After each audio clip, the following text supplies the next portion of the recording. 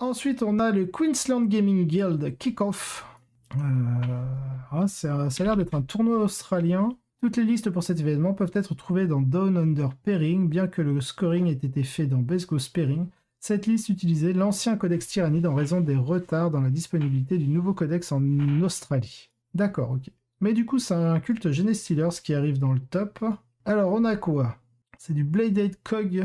Je connais pas du tout. On a le Primus, on a un Magus, on a 3x5 acolytes, 2x10 néophytes et 12 acolytes.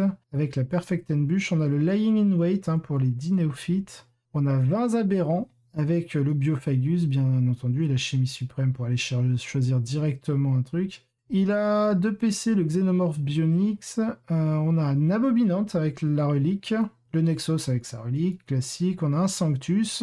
Et on a 3x2 Rage Runner, dont une avec le For Every Angle.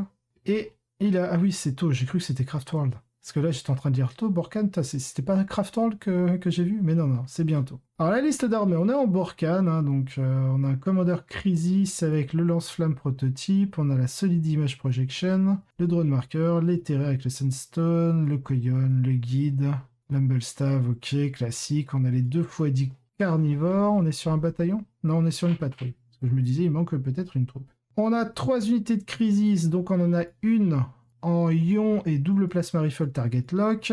L'Airling, voilà. On a 3 shield drones. On a encore du ion et 2 double plasma rifle, 3 shield drones. Là, on a quoi? On a du bodyguard, d'accord. Plasma rifle, double plasma rifle. On a 2 hammerhead et on va retrouver les double storm surge. Qu'est-ce qu'on nous précise? Je suppose que ceux-ci sont listés comme moins 2 PC chacun plutôt qu'en étant moins 3 PC. Et un moins 1 PC pour faciliter la copie. Cela ne fait aucune différence à la construction globale. Ok. Hop. Oula. Ça dit beaucoup de choses. Donc on va structurer. Des temps passionnants. Un match Genestealers contre Tau, où je ne me contente pas d'écrire la Tau tue indirectement tous les Genestealers. Car ces builds font quelque chose de très différent. Du côté du Genestealer, ce build met en lumière une tendance discrète que les gens ont expérimentée, qui consiste à s'acharner sur les aberrants. Vous aimeriez certainement qu'ils soient un peu plus fiables pour tuer les choses, mais ils peuvent encaisser un coup une fois que vous commencez à empiler les buffs sur eux. Ici, ils sont à la fois sauvegarde invulnérable 5+, et auront progressivement une Feel No Pain 5+ ajoutée, et fournissent un moyen de dominer un objectif pendant une période prolongée, ce qui est parfois difficile pour la faction. Cela aide beaucoup dans des missions comme celle-ci où vous pouvez soit les envoyer en duel pour le milieu, soit verrouiller votre objectif prioritaire si nécessaire. Ils fournissent également un point d'ancrage autour duquel les Rage Runners peuvent pivoter. Et avec la popularité croissante des Terminators, les missiles dégâts 3 qu'ils peuvent monter sont plutôt intéressants. Pas mal aussi pour les Tyrannid Warriors car vous pouvez toujours changer de cible une fois qu'une unité a installé un Hive Node. La capacité de l'armée Tau à faire face aux aberrants est quelque peu mitigée. Les tenues de crise, les Battlesuit Crisis ont vraiment du mal à ajouter l'invulnérabilité, le -1 dégâts, la possibilité d'ajouter la vigueur monstrueuse et la vitesse à laquelle le plasma les transperce devient quelque peu embarrassante. Les Storm Charge s'en sortiront mieux s'ils peuvent tirer, car le mode de tir dispersé du Blast Cannon est parfait pour les mettre hors d'état de nuire. Mais ils n'auront pas toujours la possibilité de tirer une perle sur les aberrants. En termes de capacité à tenir un point contre les Tau, cette liste fait certainement mieux que la plupart des autres. Alors qui gagne? C'est le Tau quand même qui gagne 79 à 65, il y a eu match quand même. Malheureusement, le problème auquel se heurte est que les Tau peuvent se contenter de tuer tout le reste de l'armée et d'éponger les aberrants plus tard, car ils ne peuvent pas être partout à la fois. Les missiles sur les Rage Runners sont un bon atout pour les Terminators, mais ici...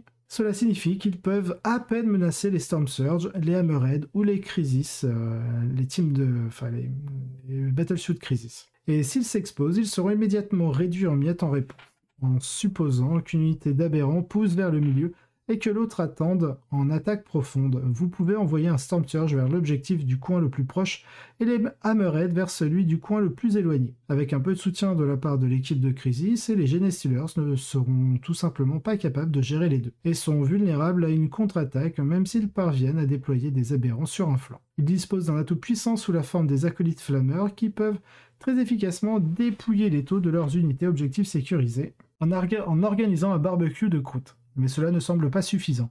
Aucun des éléments clés des Tau ne subira assez de dégâts avant que les Rage Runners ne tombent pour vraiment les gêner. Puis en milieu et fin de partie, ils pourront utiliser leur mobilité pour rouler tous les personnages du culte et le soutien, puis concentrer une puissance de feu écrasante sur les aberrants pour finir le travail. La meilleure chose que le culte puisse faire face à cela est d'essayer de maximiser le temps qu'il faut pour les éliminer tout en marquant des points secondaires du mieux possible. Parce qu'ils peuvent assez facilement éliminer les croûtes. Ils peuvent obtenir un avantage objectif sécurisé majeur qu'ils peuvent utiliser pour perturber le primaire du taux. Et Broodswarm et Retrieve Nashman Data vont être assez difficiles à arrêter pendant une grande partie de la partie, en raison de la faible empreinte du taux, peut être soutenu par Psychic Interrogation, de sorte qu'ils peuvent obtenir un score secondaire décent. Cependant, ils ne sont pas au bout de leur peine. Les taux disposent d'un bonus de 15 points de victoire grâce au To The Last, et peuvent également profiter du fait que les relais aérospatiaux peuvent être effectués en un seul tour pour un autre 15 CP, 15 points de victoire facile je pense. Il semble tout à fait plausible qu'ils puissent tout à fait en faire 4 ou 5 tours ici. Je pense que la facilité avec laquelle les taux peuvent atteindre 40 points sur les secondaires, tout en plafonnant les Genestealers dans les 30, est le vrai tueur ici. Les Genestealers ont clairement fait un travail décent pour empêcher le Greater Good, donc le bien suprême, de s'enfuir avec les primaires, gardant la marge assez proche. Mais à la fin, les taux ont quand même fait assez pour gagner. 79 à 65, ça fait 9 et 5, 14, donc on est à 6, 11, et pas à 16, donc 11, 2, ça fait 12, 8. Donc c'est une victoire pour les taux, mais pas si énorme. Donc le taux à la première place. Les stocks de Stancher sont apparemment en hausse en ce moment, ce qui n'est peut-être pas surprenant étant donné leur coût agressif. En prendre 2 est un pari d'une certaine manière, car cela limite le nombre d'unités mobiles que vous pouvez vous permettre. Mais beaucoup d'armées auront du mal à en utiliser une à distance, sans parler de 2. Ce qui signifie que cela peut souvent vous enfermer dans une domination à long terme. Il faut dire aussi que sur les unités non auxiliaires, la valeur du trait Borkan est assez élevée en ce moment. Les armées Aeldari lancent beaucoup de tirs de force moyenne, les chevaliers gris s'appuient aussi sur des attaques de force moyenne, et même les tyrannides lancent pas mal d'attaques et de tirs force 5 depuis leur écran de guerrier, et les listes Kraken encore plus. Cela permet à cette armée de garder son matériel de milieu de tableau dans le combat plus longtemps, et comme la liste de Gonyo ci-dessus, elle a la possibilité d'envoyer les marteaux, donc les hammerheads, en milieu de partie si nécessaire. Qui bénéficie particulièrement de la réduction de force de toutes les armes shuriken force 4 que les elfes saccadés leur tirent dessus. Honnêtement, le fait que toutes les listes taux ont le plus de succès apporte soudainement les plus gros fusils est très amusant pour moi. Donc félicitations à Hayden pour avoir surfé sur la nouvelle vague taux. Donc on retrouve un Tyrannide en Crusher Stampede parce que c'est l'ancien, voilà. Hein. On a un Death Guard quand même en enclume de Mortarion avec 30 Blight Lord, attends 30. Ouais, c'est ça, 30 Blight Lord. Pouah. Ça veut se la jouer Thousand Suns-like. La Detta Sorita en Dame du Martyr. Ok, pour le contrôle du board. On a un autre Crusher Stampede. Et on a un autre culte Genestealers. Pas un autre, mais notre culte Genestealers qui arrive 6e. Est-ce que c'est le dernier tournoi ou il y en a un autre derrière? Il y en a encore un autre derrière. 2 autres derrière, je regarde. 2 autres derrière. Ok. Donc pas mal de choses à regarder.